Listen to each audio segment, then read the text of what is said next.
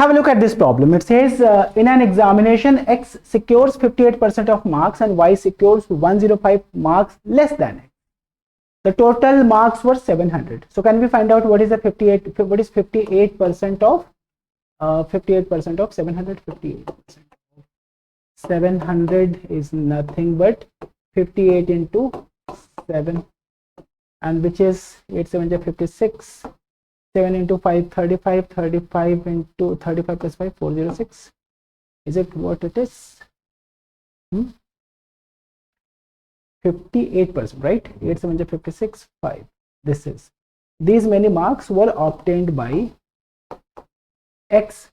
Y secures 105 less, so 405 negative 406, in fact 406 negative 105, and that is coming out as 301 marks. Okay, what is the problem now? They're asking you Y secures this if the maximum mark, percentage of marks that D obtained, not D obtained, Y obtained. So total marks 700, marks obtained by Y into 100, that is what you do.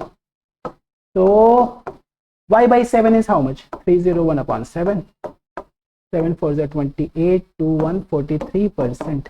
So Y has secured 43% of the marks. Simple, right? What else you could have done? What else you could have done? You could have done this in order to simplify this problem. 105 upon 7, that is 15, right? So इसका मतलब है कि Y will get 15% less than this number. ये ज़्यादा आसान है. 58 negative 15, that is 43%. Again we are getting the same answer, right?